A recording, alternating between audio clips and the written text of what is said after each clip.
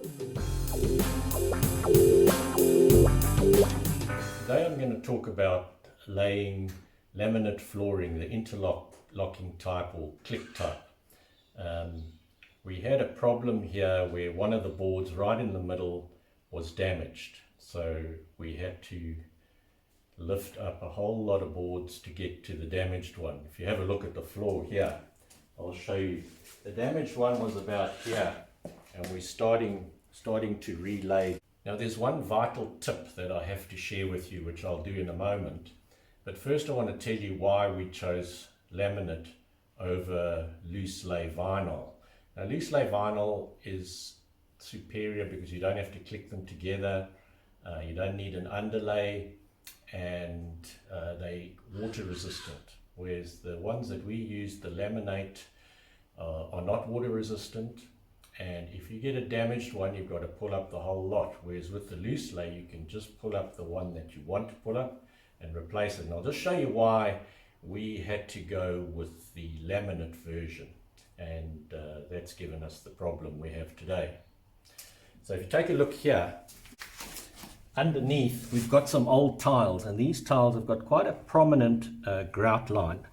And if you put loose lay vinyl on these, eventually these grooves will come through and show on the surface of your vinyl. So that's why we had to go with the more rigid laminate boards. Now you've also got to decide where you're going to start, and that's where this vital tip of mine comes in. If you look at one of these boards, if you look at it from the top, you'll see on the one end there's a flange, and on the one side there's a flange, whereas on the other side it's flush, and at the other end it's flush. Now when you're laying, you have got to lay in the direction that way and that way. You can't go the other way, because then you will have a lot of swearing and you will have a job that doesn't look good in the end. And I know, because I did it that way first. And unfortunately these floorboards come with very little instruction for DIY, so that's why I'm sharing this tip with you today. So what we will then have to do, if you look at the whole room, if I lay this board like that with the flange there and the flange there, then obviously I'd have to start in that far corner there and then work this way and that way. And so you'll go one line at a time from that end to that end. Then your next line, you stagger it. So you go, if this is the joint here, then your next line comes halfway where that is. And what that does is, you see this joint's got a little bit of movement, but once you click this next board in, that board will lock that joint. So that's why you do it that way. And I'll just show you laying this board so long. So they click together, these. So you've got to get the click, you've got to get that in at about 45 degrees. And that gets the lip into the joint. And then you slide it up until it touches the next board on this side, and making sure you're pressing towards the other boards at the same time. And then as you come down, you'll see that's not 100% accurate, so sometimes you have to just tap them down. And then these tools are very handy, so make sure you've got some.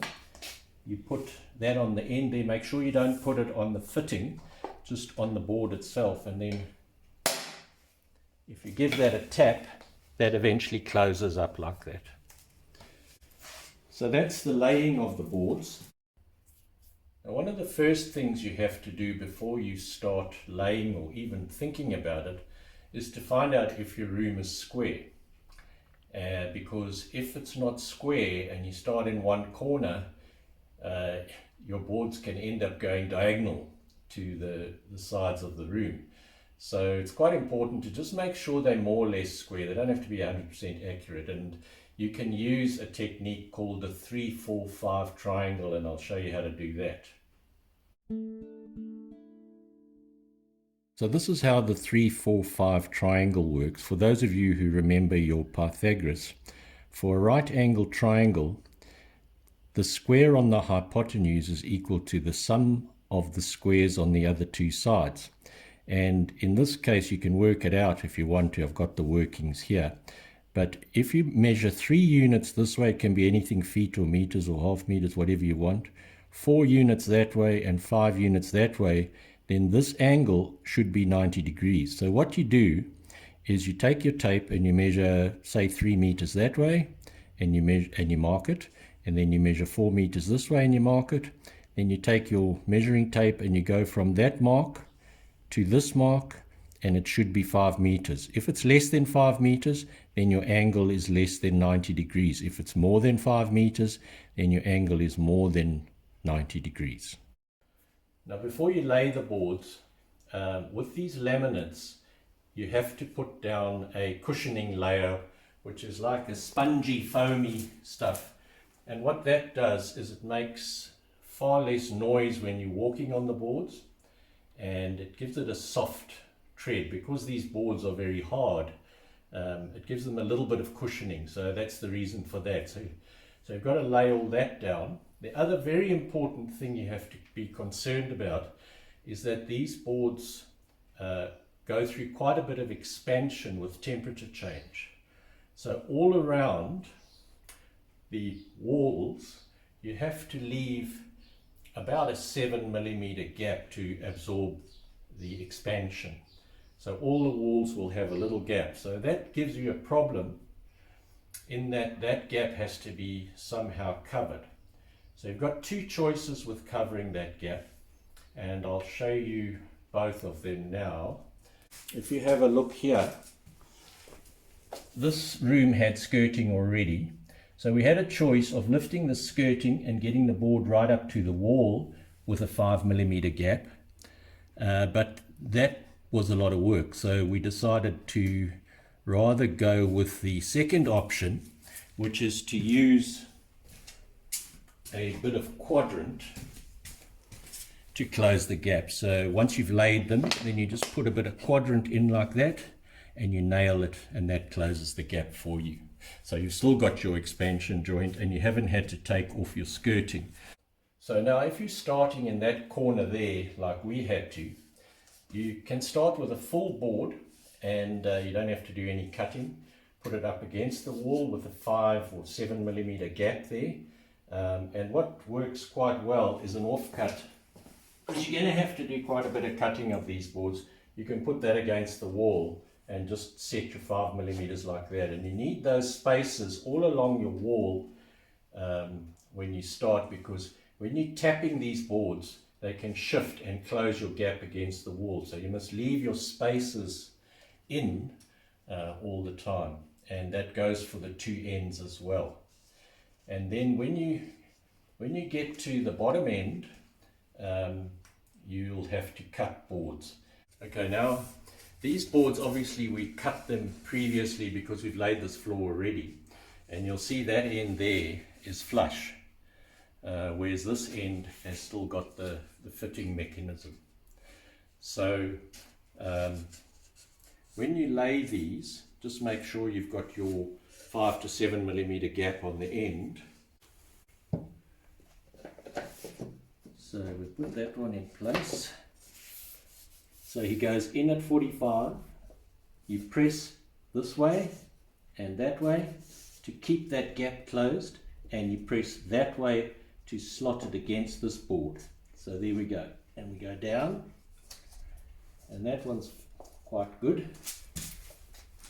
Again, and it's best to do this as you go along. Don't think you can come back tomorrow when you've laid the whole floor and straighten these joints, because it'll be much harder, because they'll all be supporting each other.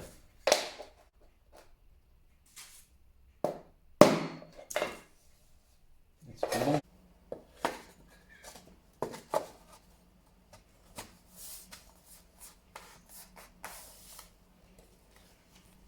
Right, there we go. That's the job done. Now, if you found this useful, please like and share this video and subscribe to this channel if you haven't already done so. And if you have any comments, please just scroll down to the bottom and put your comments in the comments section. And if you want notification when the next video comes out, just click the bell next to the subscribe button. Thank you for watching.